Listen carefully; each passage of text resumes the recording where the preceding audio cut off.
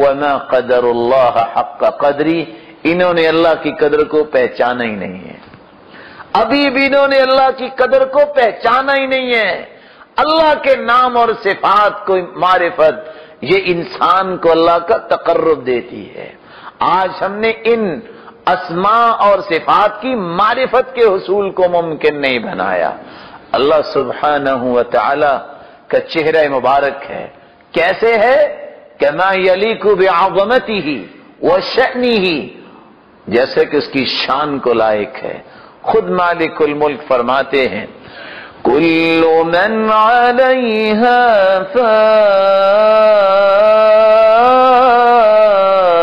فان ویبقى وجہ ربک ذو الجلال والاکرام، پوری کائنات فنا ہو جائے گی لیکن خالق و مالک وَيَبْقَى وَجْهُ رَبِّكَ، تیرے رب کا چہرہ مبارک وہ باقی رہنے والا ہے، وہ ذات جو خالق ہے وہ باقی رہنے والی ہے۔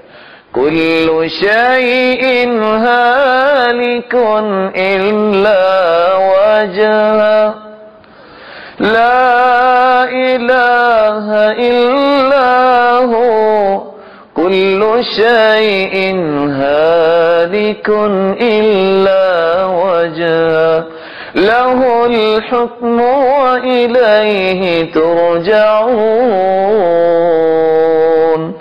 اس کے علاوہ کوئی عبادت کے لائق نہیں ہے۔ کل شیء ہالک، ہر چیز ہلاک ہونے والی ہے، اگر باقی بچنے والی ہے تو کون سی ذات؟ وہ اللہ کی ذات ہے۔ اللہ مالک الملک کی صورت مبارک ہے جیسے کہ اس کی شان کو لائق۔ ان اللہ خلق آدم علی صورتہ وطولہ 60 ذراعا، اللہ مالک الملک نے آدم کو پیدا کیا علی صورتہ، اس کی صورت پر، اور علماء کی دوسرے قول کے مطابق اللہ نے اپنی صورت پہ آدم کو پیدا کیا۔ وطولہ 60 ذراعا، جب اس کو پیدا کیا تو اس کا قد، اس کی لمبائی 60 ہاتھ تھی۔ جب قیامت کے دن مومن جنت میں جائے گا تو اسی طرح ہی اس کا قد ہوگا اور جنت میں جائے گا، اور 33 سال 33 سال کا گبرو جوان بن کے جائے گا۔ رسول اللہ صلی اللہ علیہ وآلہ وسلم نے یہ مومنوں کو جو جنت میں جانے والے ان کو نوید سنائی تھی۔ اللہ مالک الملک کی آنکھیں ہیں، آنکھیں مبارک ہے جیسے اس کی شان کو لائق ہے۔ وَاصْنَعِ الْفُلْكَ بِأَعْيُنِنَا، بناؤ کشتی ہماری آنکھوں کے سامنے۔ اللہ مالک الملک نے نوح علیہ السلام سے فرمایا وَلِتُصْنَعَ عَلَىٰ عَيْنِي، میری آنکھوں کے سامنے اس کو بنایا جائے۔ اللہ مالک الملک کے ہاتھ مبارک ہیں جیسی اس کی شان کو لائق ہے۔ یہاں رک کے میں ایک نکتہ سمجھا دوں، کچھ لوگ، ایک نہیں بہت سارے لوگ اس عقیدے کے مسئلے میں قرآن و سنت کی روشنی سے محروم ہوئے اور وہ اللہ کی نافرمانی کی راہوں پہ چل نکلی۔ اللہ مالک الملک کے ہاتھ کیسے ہیں؟ جیسے اس کی شان کو لائق ہیں۔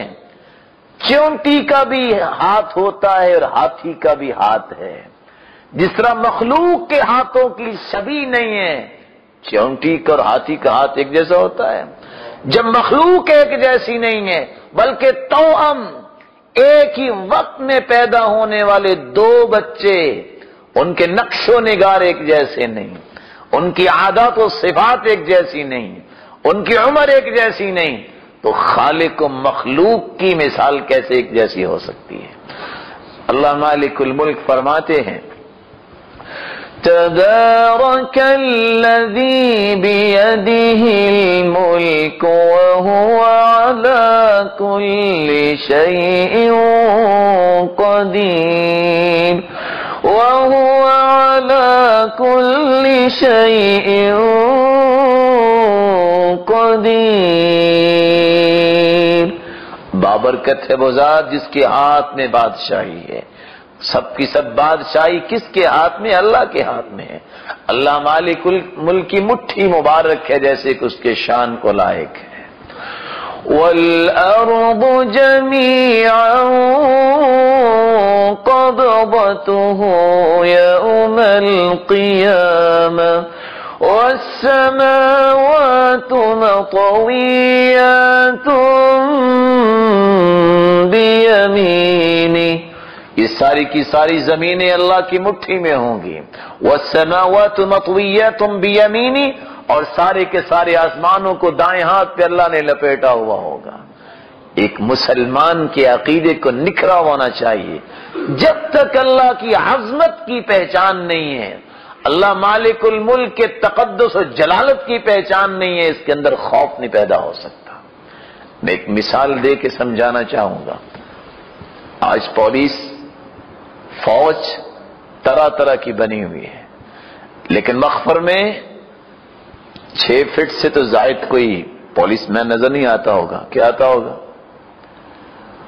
اس کی مار سے ڈرتے ہوئے ہر چیز مان جاتا ہے، اس کی مار سے ڈرتے ہوئے تھر تھر کانپتا نظر آتا ہے۔ اور پتہ ہے اللہ کے فوجی اور اللہ کے سپاہی کتنے بڑے ہیں؟ آپ خود سمجھ سکتے ہیں۔ یہ کندھا ہے، یہ کان ہے، 4 انگلیوں کا فاصلہ ہے، لیکن رسول اللہ صلی اللہ علیہ وسلم نے فرمایا جنہوں نے عرش کو اٹھایا ہوا ہے، ما بین عاتقی الی شحمۃ اذنی مسیرۃ 700 سنہ، اللہ کے اتنے بڑے فرشتے ہیں جو اللہ کی مخلوق ہے کہ اس کے کندھے سے اس کے کانوں تک 700 سال کا فاصلہ ہے۔ فرشتہ کتنا بڑا ہوگا؟ اگر اللہ تعالیٰ نے اس فوج کو کہہ دیا کہ فلاں کو سزا دینی ہے، بنے گا کیا؟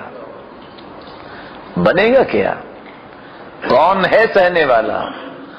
آج اس چھوٹے سے فوجی اور سپاہی کو دیکھ کے انسان کی رنگت تبدیل ہو جاتی ہے، لیکن وہ فوج جو اللہ نے تیار کی ہوئی ہے، ملکان ازرقان، وہ جن کی نیلی آنکھیں ہوں گی اور قبر میں آئیں گے، بنے گا کیا؟ آج ہماری اس کے بارے میں تیاری نہیں ہے۔ تیاری کیا ہو؟ ہمیں تو صرف اس بات کی تیاری کی غرض پڑی ہے کہ میرا سٹیٹس کیسا بن جائے، اس بات کی کوئی تیاری نہیں ہے کہ قبر میں کچھ سوال بھی ہونے اس کا جواب کیا دینا ہے۔ ان جوابوں کو یاد کرنے کے لیے سب سے پہلا سوال ہی من ربک، تیرا رب کون ہے، اس کی معرفت تو حاصل کرنی ہے۔ کوئی عذر نہیں ہے اللہ کی معرفت کے سے روگردانی اور گریزہ رہنے کے لیے، کوئی عذر نہیں ہے۔ اس رب نے پیدا کیا ہے۔ اللہ مالک الملک کے قدم مبارک ہیں، اللہ مالک الملک کی پنڈلی مبارک ہے، صحیح بخاری کی روایت ہے، یکشف ربنا سبحانہ وتعالی عن ساقه یوم القیامہ فیسجد له كل مؤمن ومؤمنہ، قیامت کے دن اللہ مالک الملک پنڈلی مبارک سے نور کے پردے ہٹائیں گے، ہر مومن مرد اور مومنہ عورت سجدے میں گر جائے گی۔ وَيَبْقَى مَنْ كَانَ يَسْجُدُ فِي الدُّنْيَا سُمْعَةً وَرِيَاءً، لیکن اس دن وہ لوگ سجدہ نہیں کر پائیں گے جو دنیا میں ریاکاری کرتے ہوئے نمازیں پڑھتے تھے۔ فَيَذْهَبُ لِيَسْجُدْ فَيَعُودُ ظَهْرُهُ طَبَقًا وَاحِدًا كُلَّمَا أَرَادَ أَنْ يَسْجُدَ خَرَّ عَلَى قَفَاهُ، اٹھے گا سجدہ کرنے کے لیے اس کی کمر تختہ بن جائے گی۔ كُلَّمَا أَرَادَ أَنْ يَسْجُدْ خَرَّ عَلَى قَفَاهُ، جب سجدہ کرنے لگے گا آگے کو نہیں پچھلی طرف گر جائے گا۔ اس لیے عبادتوں کو خالص کرو، کس کے لیے؟ اس رب کے لیے جس نے پیدا کیا ہے۔ رضا الناس غایۃ لا تدرک، لوگوں کی رضا ایک ایسی انتہا ہے جو کبھی حاصل نہیں ہوگی۔ ساری زندگی چاہتے ہو ماتھے رگڑ لو، گھٹنے رگڑ لو، جوتیاں چٹکھا لو، لوگ راضی نہیں ہو سکتے۔ اس لیے چھوڑو لوگوں کی رضا کو، اگر سامنے رکھو اپنی آنکھوں کے کس بات کو کہ اللہ کیسے راضی ہوتا ہے۔ جب وہ راضی ہو جائے اس کے کچھ وعدے بھی ہیں، میں جو تم سے ناراض ہوتا ہے نکیل ڈال کے راضی کروا کے دکھاؤں گا، ان کی طاقت تو زیادہ نہیں ہے مخلوق کی، اللہ کی طاقت زیادہ ہے۔ وَلِلَّهِ الْأَسْمَاءُ الْحُسْنَى، جس طرح اللہ کے نام خوبصورت ہیں اس کی صفات بھی خوبصورت ہیں، نہ اس کے ناموں میں کوئی شریک ہے نہ اس کی صفات میں کوئی شریک ہے۔ توحید الاسماء والصفات یہ پہلی قسم ہے کہ اللہ کے نام اور اللہ کی صفات میں کسی کو شریک نہ ماننا۔